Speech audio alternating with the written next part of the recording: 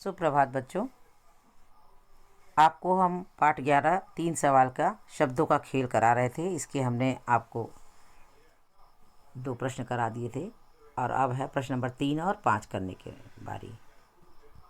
तो प्रश्न नंबर 3 है समानार्थक शब्द। किताब में आपको वर्ग पहेली के माध्यम से समझाया गया है। यहाँ हमने उस वर्ग पहेली से छांट करके आपको यहाँ पर सीधे समानार्थी शब्द बता दिए हैं। तो चंद्रमा का समानार्थी है तारापति। समानार्थी माने समान अर्थ वाले शब्द। अग्नि का पावक, अश्व का घोड़ा। आकाश का समानार्थी गगन, नभ या अंबर। बच्चों, हमने आपको एक बार बताया था कि एक अर्थ है तो वो समानार्थ कहलाएगा और एक से अधिक अर्थ है तो पर्यायवाची कहलाएगा। अब आपके मन में प्रश्न उठेगा कि तो फिर मैडम ने यहाँ गगन, नभ, अंबर 3 अर्थ क्यों लिखे? तो वो इसलिए कि आपकी वर्ग पहेली में आकाश के ये तीनों समानार्थी दिए गए हैं। अगर इनको हम अलग अलग लिखते हैं तो आकाश को गगन भी कहते हैं, नभ भी कहते हैं और अंबर भी कहते हैं। तो इसलिए यहाँ पर तीनों लिखा गया क्योंकि आपकी वर्ग पहेली में था किताब में। आम, आम का समानार्थी है रसाल या समानार्थी माने अर्थ भी होता है। मनुष्य, मनुष्य का अर्थ है नर। पानी, पानी का नीर या नल। कमल, कमल का पंकज, नीरज और जलज। ये आपकी किताब के वर्ग पहेली में दिए गए हैं। सोना, सोना का अर्थ है कनक। पिता, पिता का अर्थ है जनक। अब ये प्रश्न आपका लिखा हुआ अभी हमने यहाँ लिख भी दिया है। आगे जाकर हमने आपको किताब का भी फ़ोटो खींचकर इसमें टैग किया हुआ है। तो विभा का काम देखकर माँ का चेहरा खुशी से खिल उठा। तो बच्चों, इसमें जो खुशी से खिल उठा है यही मुहावरा है। क्यों मुहावरा लिखा जाता है, मुहावरा क्यों सीखना पड़ता है?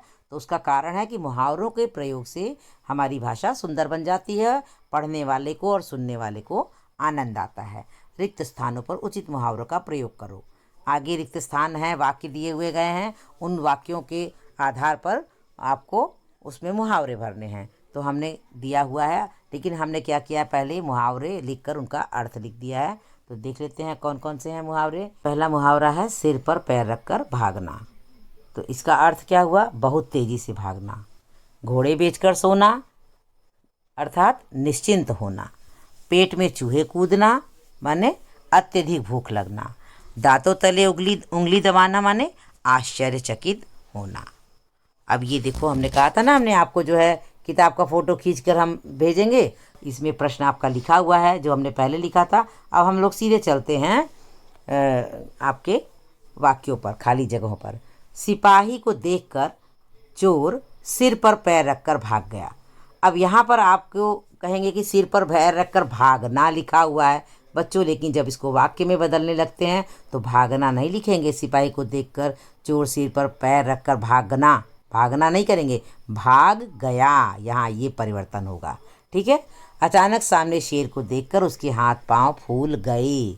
हाथ पांव फूलना नहीं लिखोगे, वाक्य में बदलते समय ये भूतकाल में बदल जाती है क्रिया। पकवानों की महक नाक में आते ही पेट में चूहे कूदने लगे। यहाँ पर कूदना है तो ये नहीं लिखोगे कूदना, बल्कि क्या लिखोगे?